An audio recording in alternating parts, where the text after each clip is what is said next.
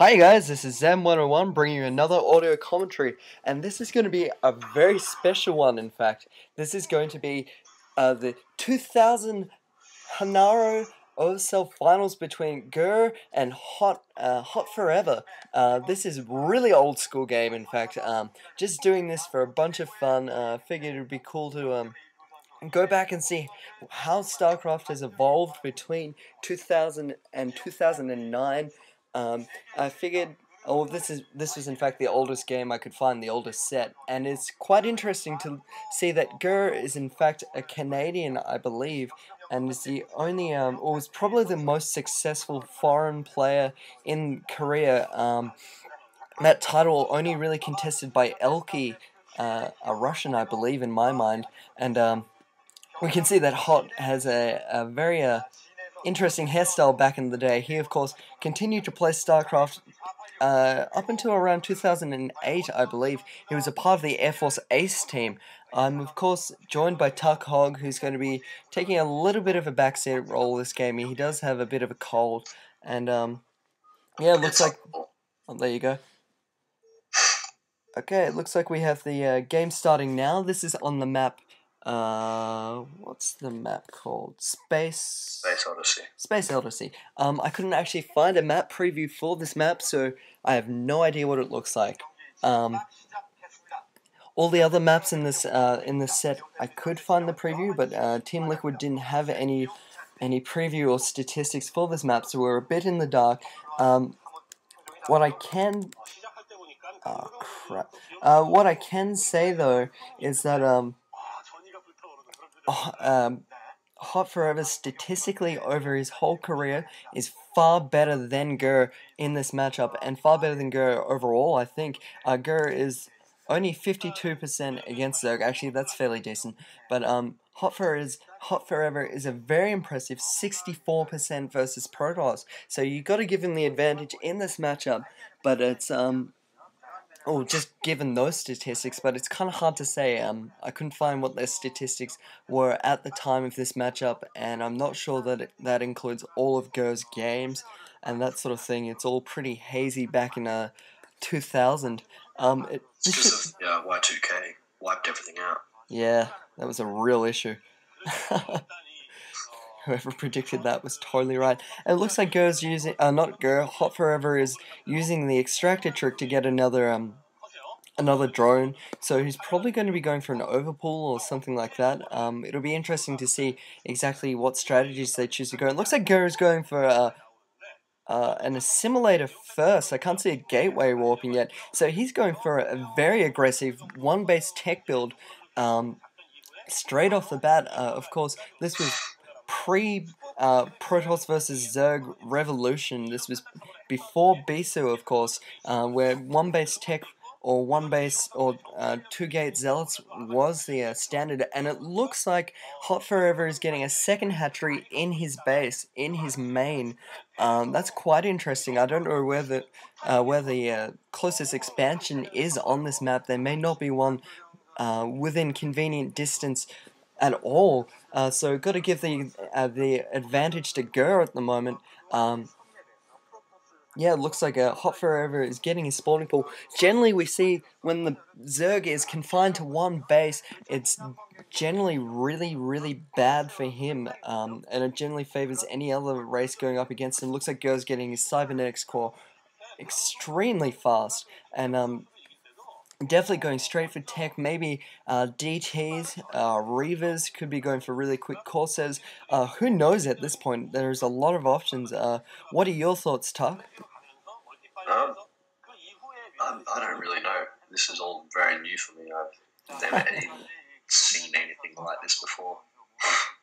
Yeah, it's not often we see one-base tech from the Protoss, and I don't think I can remember a game where I've seen the Zerg go two hatcheries in main, except for maybe on like Neo Requiem or something like that. And it looks like H.O.T-Forever is going straight for Lair, so he's very aggressively going for probably Mutalisk, I'm going to say. Although, yeah, given that Grrrr is going for Starport first, or Stargate rather, he does expect Mutalisk, so maybe this was the standard sort of play back in the day. Oh no, it looks like H.O.T-Forever, seeing the Starporter, is going to go, no, I'm not going to play Grrr's game, and he's going to get Hydralist in. He's probably going to get some Hydras out to kill those early Corsairs, and maybe go Lurkers just to stick it up to Grrr a little bit. Looks like Grrr's actually getting 2 Stargates, so he definitely expects Mutalist play.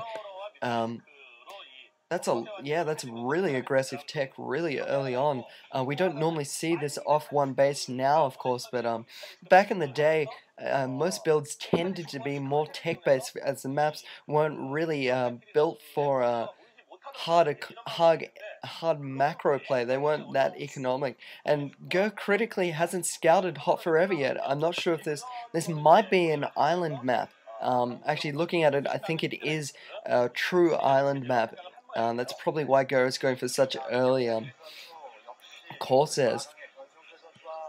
I think this again is going to favor Grrrr, because I think generally the Zerg loses out on island maps simply because it's so hard for them to get an expansion, and it looks like this Overlord of H.O.T is coming under fire and does die. So this is actually surprisingly similar to modern day PvZ, where that early Corsair is used for harass and scouting purposes, and the Zerg will often get, well, not that often now, but will sometimes get Hydralists to fight that off, but more often now we see a Spy just to get Scourge. But anyway, that's not all that relevant. Definitely giving the advantage to Grrrr right now. That large Corsair force is going to stop any attempts. I think they must have adjusted the build time for Corsairs because they're coming out really quickly. Perhaps this was a long time ago, and there have been quite a few patches since then, and I'm not actually sure how the game was at that point. I wasn't really playing at that time. I was in like how old was I at that point? I think I was 8.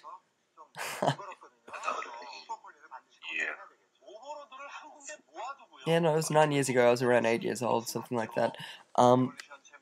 Yeah, so those Corsairs are definitely going to be able to stop any drop, any Overlords going out to drop. And actually, I forgot to mention this just a few seconds ago, but Grrr's done a really good job of being able to just get some Overlord kills here and there. And he's actually getting a shield battery of all things, expecting some sort of Hydra drop or something like that fairly early. I think that might be a bit of a waste of resources this early in the game. It looks like Grrrr has been not Grrrr, H.O.T has been able to drop a drone out, and is probably going to be picking up an expansion fairly soon. I can't see him just putting down a hatchery randomly, but who knows? You go, random hatchery.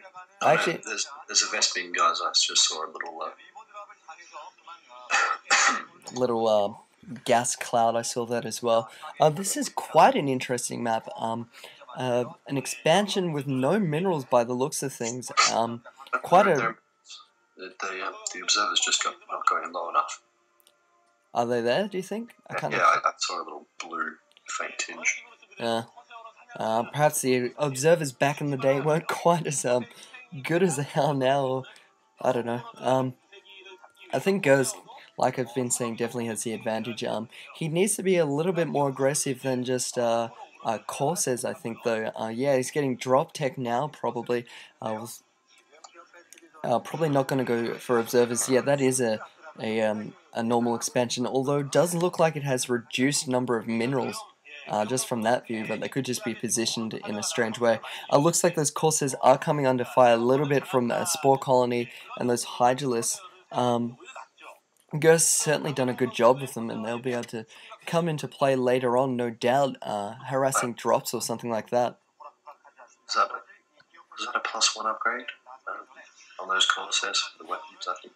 Yeah, it looks like the Cybernetics core is spinning at the moment, probably for weapons upgrade 1. Oh no, maybe he already hasn't. Maybe